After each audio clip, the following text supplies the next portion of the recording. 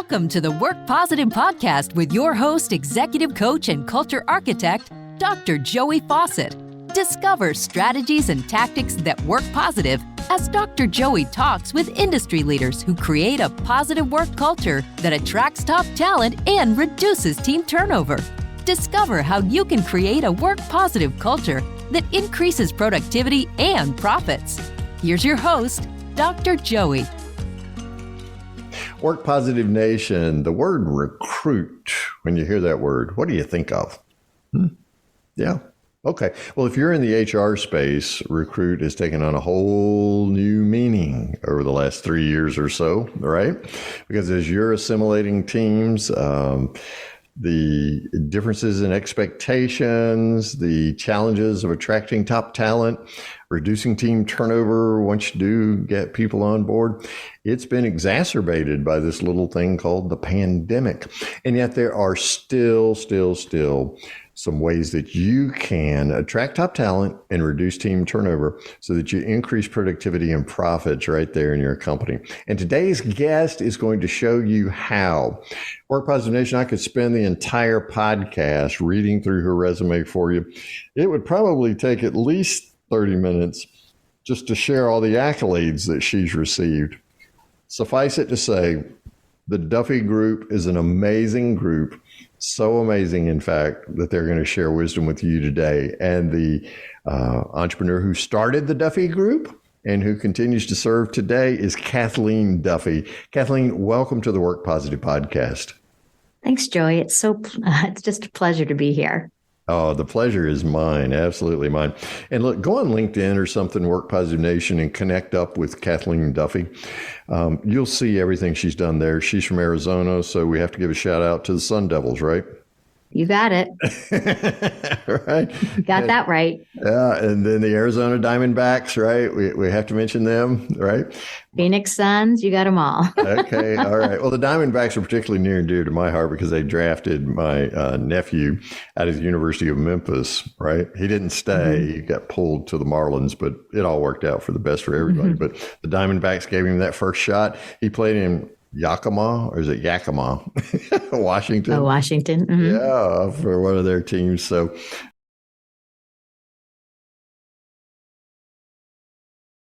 it's wintertime when we're recording this. I'm sure it's delightful in Phoenix. So thanks for taking time from being outside to come inside and talk to us today. So as I mentioned in the opening, Kathleen, man, this whole pandemic thing has just really made recruiting and attracting that top talent challenging. How do you see the best companies attracting top talent today?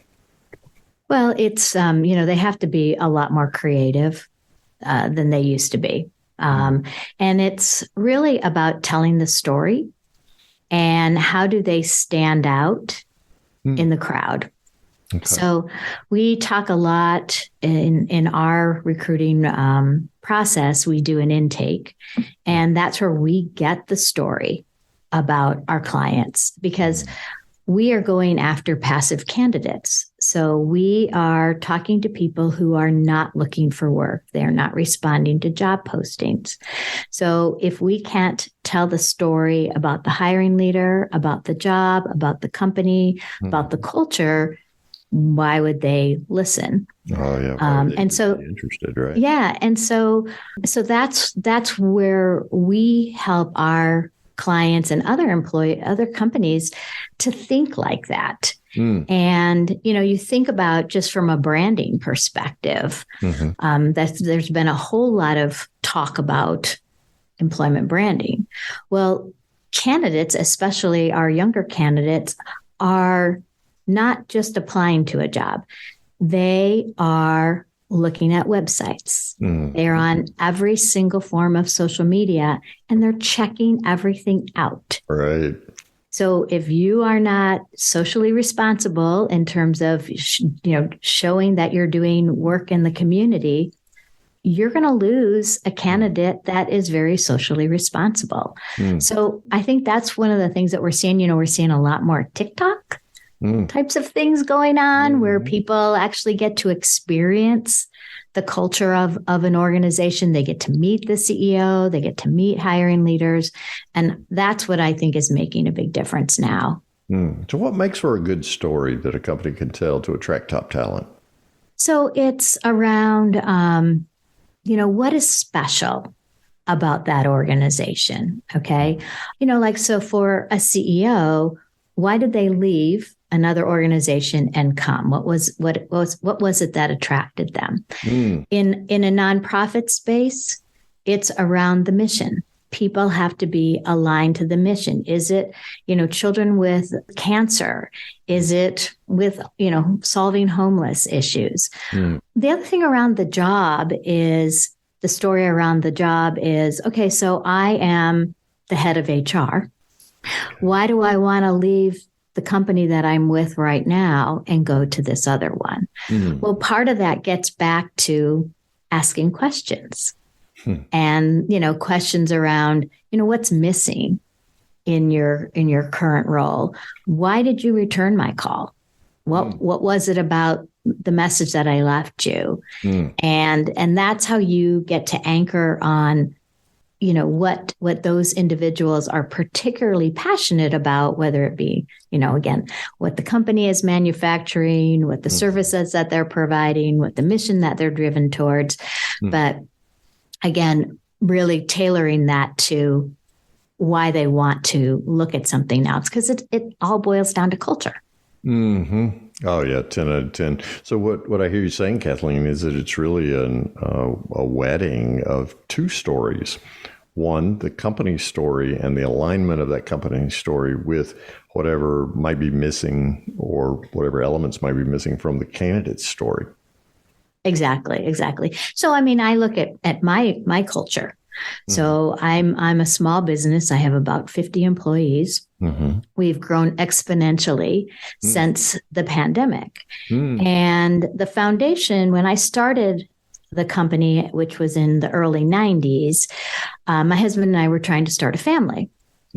And so I wanted to make sure that when that did happen, that I wasn't going to miss anything. I didn't want to miss going to any of the school parties or the plays or whatever. Right. And so I started working from home in 1991, and nobody was doing that. Who was right? doing that then, right? Yeah. So I'm a pioneer.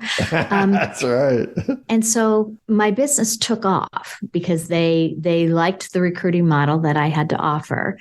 And then what happened is I met other women, predominantly women, who were like me. They had small children. So I did end up having 2 kids back to back. And so it was pretty chaotic. And so I needed to start hiring people, and they were all women. They were moms. They were professional recruiters. And that's the foundation of the culture of my organization, is around, we used to say work-life balance. Now we say work-life harmony. Yes. But that has driven that for the last 32 years. And we are starting to see more men who are interested in this type of role because their spouse may be, in a role that does not allow a parent to be home when the kids get home from school. And so they share those responsibilities. We have some who are, some new college grads, and they are, they're pursuing musical theater as a career. And so that takes a while. And, what is the in-between stage for them? And they've been terrific until they've been able to launch into that next career. So, that's really the foundation of ours. And I'm really proud of it. And it's sort of like whenever during the pandemic, when everyone went home, we're like business as usual, nothing different for us. Right. Except that except there was a lot more people at home. Yeah. What an interesting time when we all first started that transition back, right? Yeah. So, Yeah, we were. I'm glad it's a little bit clearer in the rearview mirror now. Oh, yeah, yeah. Well, as you said, you were a pioneer. So what you've done is you've understood your culture first and then sought out candidates whose story would align with yours. So there's something highly instructive for persons in recruiting. And, first you got to know your company's story, but then you just don't cast it out there and expect everybody to know your story. You've got to align your story with prospective candidates and seek to attract top talent whose story would align with yours. And I think the other piece of it too is that you have to stick to your culture, right? It's easy to get distracted. So in my world, I started hiring some people who were former clients of mine, and they loved our recruiting model and wanted to help me grow the business. And so what happened is that we grew the business, but we started not being the company I wanted us to be. And so there was some competition that was going on as we had different recruiting models that we were expanding with, different businesses, and we started almost fighting with each other, competing with each other. And I didn't want that. And so, I got, we parted ways, business relationships parted ways, and everyone has gone on and is, living happily ever after. And so that's the good news, but it made sure that I never compromised what was the core foundation of what I wanted, because, I wanted to make a ton of money. It was more important that I keep my culture the way it was, because the money was going to come no matter what. It was about the culture and the people that I had in my organization first and foremost.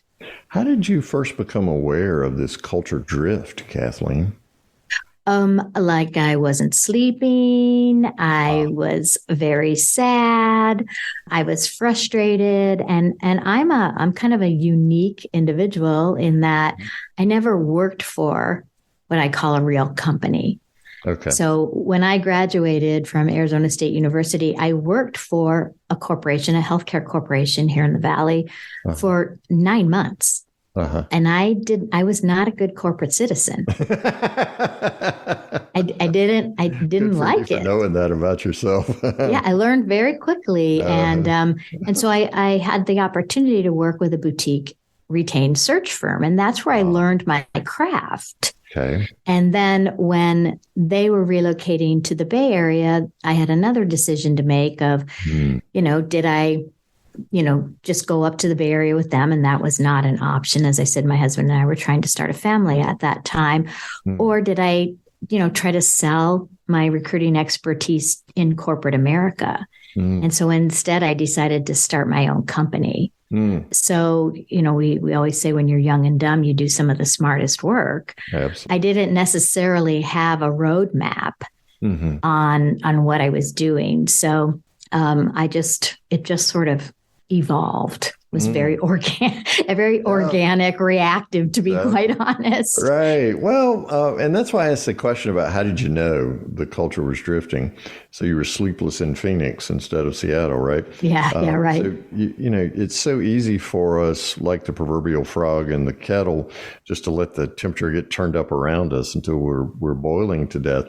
But your sensitivity and those cues that you got will be very instructive to others who are listening in Work Positive Nation. So they know that it does have a personal effect on you when this culture drift happens, whether you own the company or not. Now, fortunately, you owned it and you could bring about some correction to that. But for many of us, we find the culture drifting in companies these days, right? There's a lot of culture drift and you see it. The story changes. There's new plot development, new characters, a new sheriff in town. And so things get out of sorts right away. What would you tell someone who is sensing that culture drift about how to be mindful of the culture drift and how to best respond? Well, I think part of it depends on their role in the organization, right? Okay. And so it is really about clear communication. And that's a tough conversation to have, right? Yeah. Because if you're my boss, Joey, and I want to talk, and you're new to the organization, and you've decided to come in and be a data-driven CEO, and the CEO before was more like me. I'm a very empathetic, kind, not data driven. I do data, but that doesn't drive me. Right. That's going to be a huge culture shift for the people in there. And so it's important that you, as the new CEO, understand, what we want in the organization and what we're used to. And you may say, okay, great, I can adjust my style a little bit, and I think we can kind of meet in the middle and be a win-win. Or you can say, too bad, this is the way it is. I'm the new sheriff in town, as you say. Right. And if you don't like it, don't let the door hit you on the way out. Way out. Yeah. Exactly. Yeah. And so, like in my case, I'm having to look at my exit strategy. And that's been a very difficult thing for me because, obviously I birthed this organization, but together this team has made the company the way it is today. We're a very, very special organization because of everybody that's part of it. And so if somebody comes in and buys this organization, they may just screw everything up. Yeah, really. Totally. And sometimes it takes a hard right turn, right? Yeah. And it usually does. And they let people go. And so, we're looking at an employee stock option program. And that way everybody still can be part of this family and have have ownership in there and exactly, and be able to have a really good future. And so that's, those are some of the things that keep me up at night, is making sure that, because I won't sacrifice my culture. Yeah. Well, I love what you said about when we sense the culture drift, wherever we are, where we're sitting in the big chair or whether we're sitting in a smaller chair, when we sense that culture shift, communicate about it, talk about the change rather than, just someone who can do something about it, right? So that you can do an assessment, determine, okay, where is this company going? And you discover that by a collaborative conversation, and then make those choices where you can align your story with a corporate or a company story that's much more consistent for you.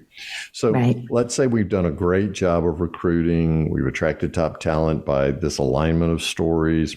The culture matches up, purpose of the company and the passion of the individual are in good congruence, right? How do we, once we're on a team, ensure that team continues to perform well, peak performance? And how do we reduce team turnover? Because as you well know, there are people out there whispering in the ears of successful people every single day. People like yourself, right? That's how we make our living. That's right. They are looking for a job. And suddenly somebody's knocking on the door, which is highly flattering. So how do you reduce team turnover and really keep people aligned and understand that the company purpose and their personal passion are in alignment? So some of the things that we're doing, and also what we encourage our clients to do, is it gets back to the same thing, asking the question. So we do employee engagement surveys, and a lot of organizations do that. Right. And we actually did our first one in, I think, 2021. Yeah, 2021, because that's when our company pretty much doubled in size. Wow. And so that's when, we started. And it was very interesting to get that survey back and to, and fortunately it was still high. It was in the low 90% satisfaction. So I was pretty proud of that. But what we did quickly. Yeah. What we did is we had one-on-one conversations with all the employees and their manager. So our HR person met with the employee and the manager and asked, a variety of questions. And I pulled a few of them out, asking them, what's their career progression? Do you feel fully utilized? And from a lot of these questions, we found that our employees, again, because we were virtual, it was the pandemic still, they felt really isolated. And we're across the United States, not just here in Phoenix. And so somebody said, it'd be really nice if we could get together on a weekly basis and maybe share best practices. And so, bam, a recruiter huddle was created. Wow. And they get together we have small groups, they get together on a weekly basis. It was simple. It was really simple. Yeah. Sounds obvious when you say it now, right, Kathleen? Yeah. But, Why were we doing this before? Yeah. And again, it gets back to just asking people the questions. We also encourage, we call them the stay interviews. And, why do you stay? What's missing in your career? We also are learning to ask, how are you feeling? The whole mental health and stress is, and because you've got, young children. I have an aging mother who, thank God, is very healthy. But, there's all sorts of stresses that are going on in our lives today. And we need to make sure that we give people permission. And sometimes I force people to have to take an afternoon off. Because what, quite honestly, the work will be there, right, the next day. It will stay right there on your desk. Yeah, they just need a little breather. Right. Well, thanks for that sensitivity and for having the backbone to see what's best for that person and make it easier for them to do that. As Work Positive Nation's heard me say so many times, the statistics are clear. Anti-anxiety and antidepressant prescriptions are up 30%. Since the pandemic started. So, man, it's so great to hear you, Kathleen, paying attention to that. And that really sets a model for the companies that you work with and are recruiting for, right? Because that's part of the story. Right. Exactly. Because it isn't, I think back into the, I want to say it must have been around the mid 90s, and everybody was getting all excited about free soda and free cereal. Granola. That was always my favorite, granola. Yeah, people get excited about that.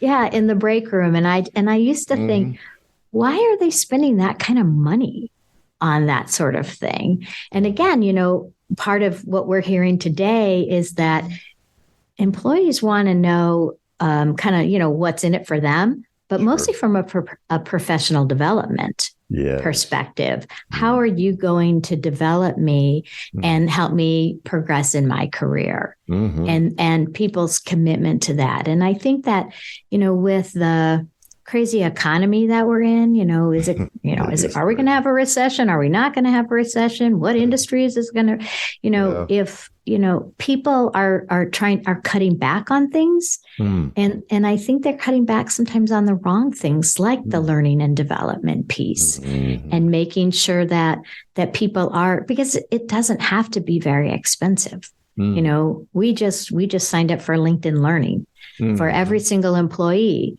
And, it's a drop in the bucket and again, I'm a little business to be able to have my employees have access so that they can learn. And it may not even be job related. It could be, how do I become better, smarter financially? But I think that is also really important. And that speaks volumes to candidates as they're looking at potential employers. Oh, exactly. And I think you just put your finger on the pulse of something really important, Kathleen, and that is the learning and development, that L&D or professional development, or however you want to talk about it, is not just job related, but it's person related.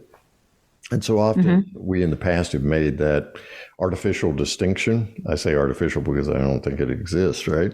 And so showing concern for that whole person is amazing in terms of reducing that team turnover.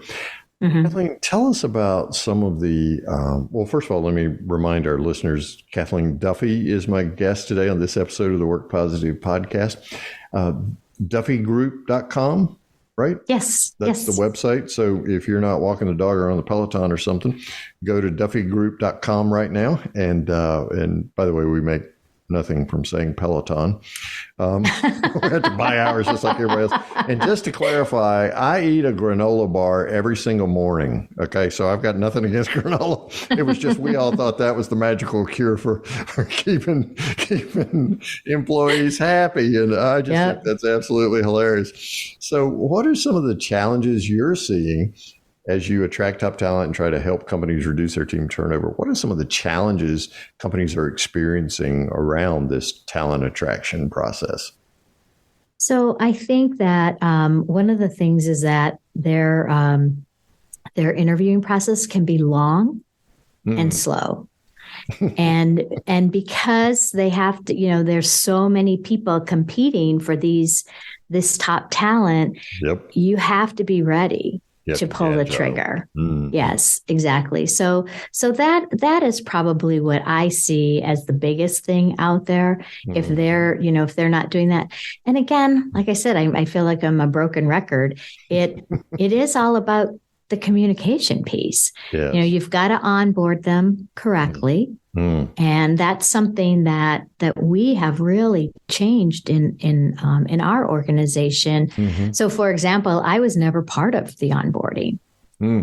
And so now I join, with we have a lunch, whether some of them are virtual, some of them are here, and, get to talk to the company values. And what my expectations are of how people need to live to those company values. And they want to hear them from you, right? Right. Because if I'm not walking it and talking it, then, it's a house of cards then, right? Yep, exactly. Yeah. So by the time a company decides, yes, we want Bobby, Bobby's working for the Acme Corporation, right? Right. And then there's the whole issue around pay. And the whole pay transparency, and that's a whole nother podcast, Joey.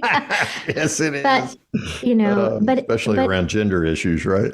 Yeah, and it's hard because you want to be transparent about things, but there's also reasons why there are different levels in a band, if you will. That's right. And trying to help people understand why you and I might be off by, a couple $1,000s. It doesn't matter what that number is. If yours is bigger than mine or mine is bigger than yours, it makes you mad. Right. And so we have to know that we have to deal with that piece of things. And then it depends on what state you're in, which then even complicates that even more. Oh yeah. That's the wild card, right? Yeah. But I know, like for us, again, because we have grown, we've had to look at our compensation and make sure that we're compensating our employees based on being the size organization that we are today and not the size that we were a year ago or even 2 years ago. So updating the pay scales is important. Right, exactly. Yeah. So that's been making people very happy. I'm sure. Because reducing team turnover is the pay is a critical part of it. Because if I feel like I have to leave in order to make more money, then I'm going to do that, and I'll walk for an amazingly small amount of money. Right. I think also, like when I think about turnover and I think about the turnover that we've had in our organization, I could think of a couple people, and it wasn't a culture fit in the end. Yes. Okay, isn't it, Kathleen? Yes, it is. That and celebrate it and help them find a culture that's more compatible with their particular style. Right. And then when your company grows, sometimes people don't grow with, right? Oftentimes they don't grow with. And so you have to, kind of help them to be able to find what their next journey is. So, that gets into that conversation of what is it that you love to do, and then helping them to be able to find that. And then also as you start having more systems and processes in place and systems of accountability. Some people don't want to play in that, game. No. They liked the, loosey-goosey kind of the stuff. Wild Wild West of the old days, right? When we were a smaller company.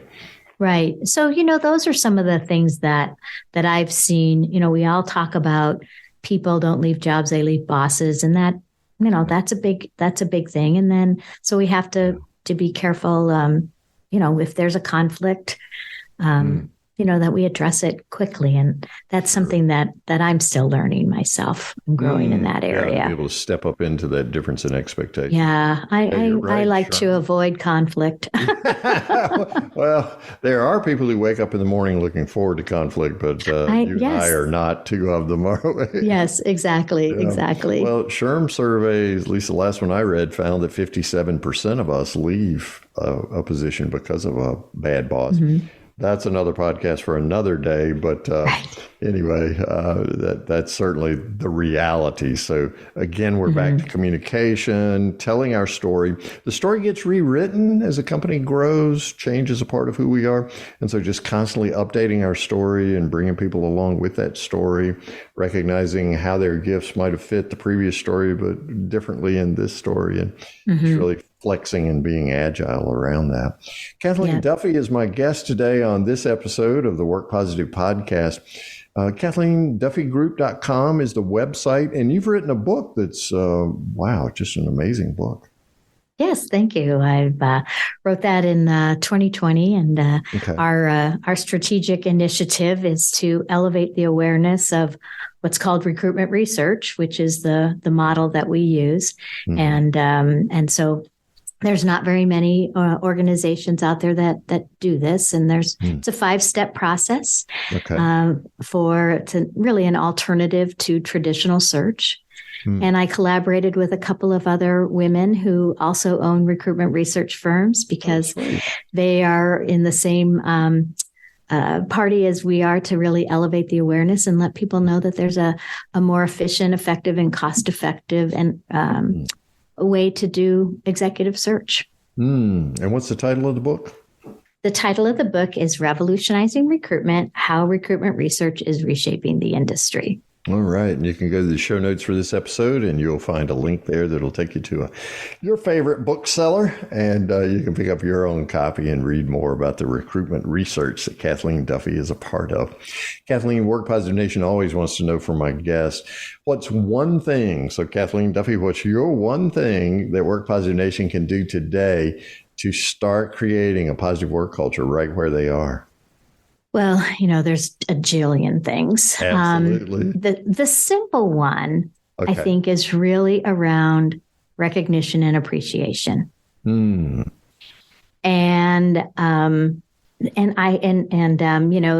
so one of the things that we do is we have what's called a Feel Good Friday. And so, lots of companies have, where they put out a little internal newsletter, and that's where we do our shout outs. But one of the things that I'm going to start committing to is actually specific notes of appreciation to my employees that call out a specific activity that they have done. And I think that is probably the easiest thing that we can all do as leaders. And even, it can be communicated upward as well as downward, right? But, a note a day to, 2 or 3 sentences could just change somebody's whole outlook on life for that particular day. But I think that's the simplest. Yeah. Not easy, because it means we have to change our patterns and do something that we're not currently doing. But hey, as Work Positive Nation knows, because I talk about saying thank you, particularly with handwritten notes, it just takes about 3 minutes. It's not an arduous task. The anticipatory dread of doing it is much worse than actually doing it yourself. So keep a stack of note cards right there on your desk. And even email is okay. And email's great. Or text message. It's just, I think it's really just about being specific. Yes, as opposed to something general, which is like a soap bubble, right? Beautiful while it lasts, but how long? Yeah, thanks for a great job. Yeah. Yeah, exactly. But make it Velcro and note that specific behavior. Kathleen Duffy has been my guest on this episode of the Work Positive Podcast. DuffyGroup.com is the website you can go to. And that's in the show notes if you're walking your cat. Somebody said I don't give cats equal airtime to dogs. We actually have 2 cats where I live, so I'm just a shout out for cat lovers. And if you walk your cat, I'd love to hear from you and how you get that done, because we don't seem to be able to walk ours at all. So Kathleen, thanks so much for this great amount of time. I've learned a lot. I know Work Positive Nation's learned a lot. So we appreciate your sharing of your wisdom and your strengths and gifts and skills with us today. Thank you for your time, Kathleen. Well, thank you for inviting me, Joey. It's been an honor. Thank you for listening to this episode of the Work Positive Podcast. Please share this podcast with your friends who are HR and small business leaders so they can do one thing today to create a positive work culture that increases productivity and profits. I'd like to give you a free Work Positive course just for listening. It's called Something to Talk About, and it's transformed the work conversations of so many people all over the world. Get your free copy when you go to workpositive.today/something to talk about, and you can start transforming your conversations today. Remember, it pays to work positive.